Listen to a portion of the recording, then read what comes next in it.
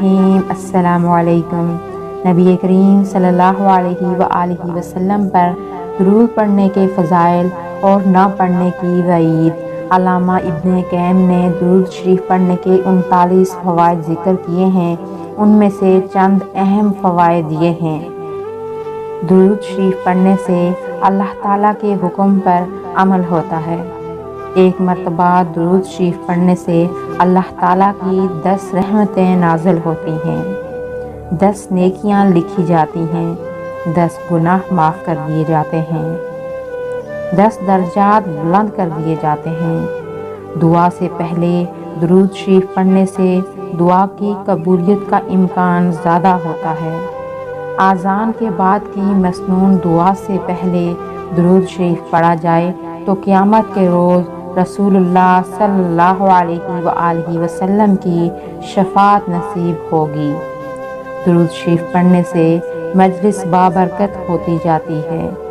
جب انسان نبی کریم صلی اللہ علیہ وآلہ وسلم پر درود شریف بھیجتا ہے تو اللہ تعالیٰ فرشتوں کے سامنے اس کی تعریف کرتا ہے۔ درود شریف پڑھنے والے شخص کی عمر، اس کے عمل اور رزق میں برکت آتی ہے۔ درود شریف کے ذریعے نبی کریم صلی اللہ علیہ وآلہ وسلم سے اپنی محبت کا اظہار ہوتا ہے۔ درود شریف پڑھنے سے دل کو تر و تازگی اور زندگی ملتی ہے۔ درود شریف کثرت سے پڑھا جائے تو پریشانیوں سے نجات ملتی ہے۔ ابی بن کعب بیان کرتے ہیں کہ انہوں نے کہا، اے اللہ کے رسول صلی اللہ علیہ وآلہ وسلم، میں آپ پر زیادہ درود پڑھتا ہوں، تو آپ کا کیا خیال ہے کہ میں آپ صلی اللہ علیہ وآلہ وسلم پر کتنا درود پڑھوں؟ آپ صلی اللہ علیہ وآلہ وسلم نے فرمایا، جتنا چاہو۔ میں نے کہا، چوتھا حصہ؟ آپ صلی اللہ علیہ وآلہ وسلم نے فرمایا، جتنا چاہو، اور اگر اس سے زیادہ پڑھو گے وہ تمہارے لیے بہتر ہے۔ میں نے کہا، آدھا حصہ؟ آپ صلی اللہ علیہ وآلہ وسلم نے فرمایا، جتنا چاہو، اور اگر اس سے زیادہ پڑھو گے تو وہ تمہارے لیے بہتر ہے۔ میں نے کہا، 2/3؟ رسول اللہ صلی اللہ علیہ وآلہ وسلم نے فرمایا، جتنا چاہو، اور اگر اس سے زیادہ پڑھو گے تو وہ تمہارے لیے بہتر ہے۔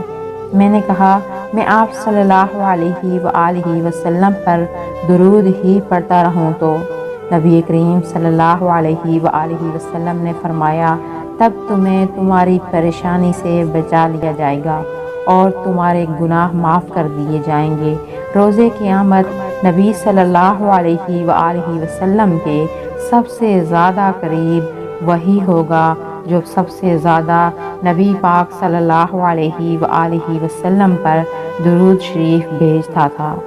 ابن مسعود رضی اللہ تعالی عنہ سے روایت ہے کہ رسول اکرم صلی اللہ علیہ وآلہ وسلم نے فرمایا، قیامت کے دن لوگوں میں سب سے زیادہ میرے قریب وہ ہوگا جو سب سے زیادہ مجھ پر درود بھیجے گا۔ درود نہ پڑھنے کی وعید۔ جب نبی کریم صلی اللہ علیہ وآلہ وسلم کا ذکر کیا جائے تو ذکر کرنے اور سننے والے دونوں کو آپ صلی اللہ علیہ وآلہ وسلم پر درود بھیجنا چاہیے۔ نیز رسول اللہ صلی اللہ علیہ وآلہ وسلم نے ارشاد فرمایا، بخیل وہ ہے جس کے پاس میرا ذکر کیا جائے اور وہ مجھ پر درود نہ بھیجے۔ ابن عباس رضی اللہ تعالی عنہ سے روایت ہے کہ نبی کریم صلی اللہ علیہ وآلہ وسلم نے ارشاد فرمایا، جو شخص مجھ پر درود بھیجنا بھول جائے وہ جنت کے راستے سے ہٹ گیا۔